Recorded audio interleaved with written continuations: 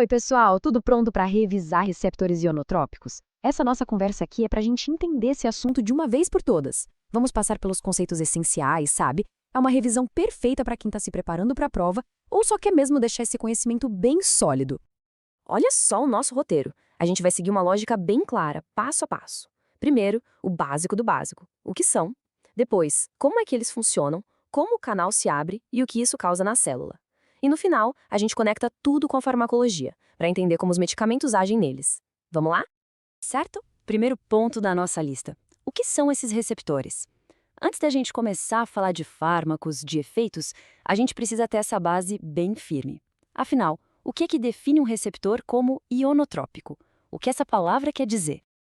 Então, a grande sacada é que eles são tipo um 2 em 1. Pensa assim, é uma proteína que tem uma dupla função. Primeiro, ela age como um receptor, que recebe um sinal químico, uma molécula. E, ao mesmo tempo, ela é o próprio canal, a portinha que vai se abrir para deixar os íons passarem.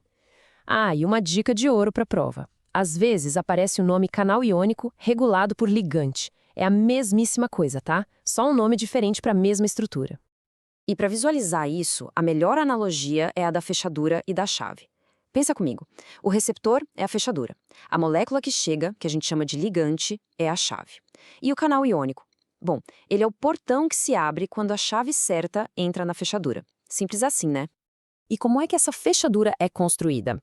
Imagina que são várias partes de proteína, as subunidades, que se juntam como se fossem peças de um quebra-cabeça. Quando elas se encaixam direitinho, elas formam um túnel bem no meio que atravessa a membrana da célula de um lado ao outro. E o ponto mais importante, do lado de fora da célula tem um lugarzinho especial, o sítio de ligação.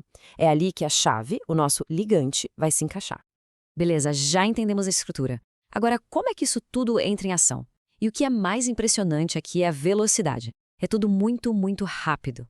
O processo todo é uma sequência super rápida, quase instantânea. Olha só. Primeiro, o ligante se encaixa no lugar dele. Esse encaixe provoca uma mudança na forma da proteína, e essa mudança de forma abre o canal. Aí os íons, que estavam só esperando a oportunidade, passam pelo poro. E tudo isso acontece em questão de milissegundos. É essa velocidade que permite a comunicação tão rápida entre os nossos neurônios. Ok, o canal abriu, os íons passaram. E daí? O que acontece com a célula depois disso? O efeito é super direto e pode seguir por dois caminhos principais. A pergunta-chave é essa. A passagem desses íons vai ligar a célula, deixá-la mais ativa, ou vai desligar, deixá-la mais calma? A resposta para isso depende de uma coisa. Que tipo de íon está passando por ali? E este quadro deixa a diferença bem clara. De um lado, o efeito excitatório. Se o canal deixa íons positivos entrarem, como sódio ou cálcio, a célula fica mais positiva por dentro. Isso é a de despolarização. Ela fica mais ligada, mais propensa a disparar um sinal. O exemplo clássico é o receptor nicotínico de acetilcolina. Agora, do outro lado, o efeito inibitório. Se o canal permite a entrada de íons negativos, como o cloreto, a célula fica mais negativa. A gente chama isso de hiperpolarização. Ela fica mais desligada, com menos chance de disparar. O exemplo perfeito é o receptor GABA-A. É fundamental entender essa diferença, viu? Pronto, com essa base bem sólida, agora sim a gente pode ir para a parte prática, para a farmacologia. Como a gente usa esse conhecimento todo? E aqui está o pulo do gato. Como esses receptores funcionam como interruptores ultra rápidos de liga e desliga para as células, eles se tornam alvos perfeitos para os medicamentos. Pensa bem, se a gente precisar alterar a atividade do sistema nervoso de forma rápida e direta, mirar nos receptores ionotrópicos é uma das estratégias mais eficazes que existem. Mas como exatamente os fármacos conseguem manipular esses interruptores? A farmacologia desenvolveu estratégias muito inteligentes para isso.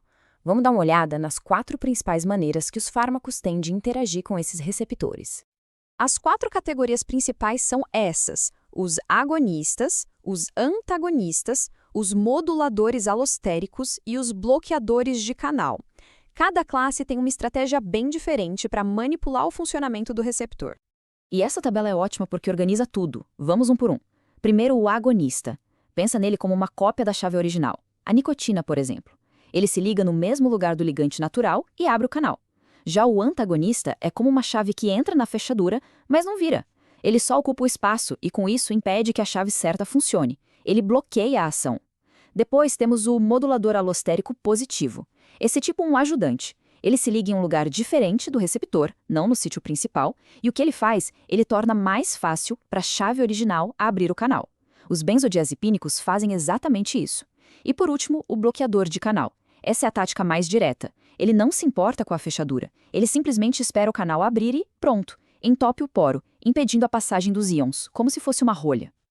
Essa citação resume perfeitamente a importância de tudo que a gente viu. A farmacologia moderna, principalmente a que lida com o sistema nervoso, gira em torno disso, de manipular esses pequenos portões iônicos para controlar a atividade das nossas células. E para a gente fechar, fica uma reflexão. Já que a gente entende como esses receptores funcionam com tanta precisão, o próximo passo da ciência pode ser criar fármacos ainda mais específicos, que mirem em apenas um subtipo de receptor em uma área bem pequena do cérebro. Imagina o potencial disso para tratar distúrbios neurológicos com muito mais eficácia e com bem menos efeitos colaterais. É uma possibilidade fascinante para o futuro da medicina, não acha?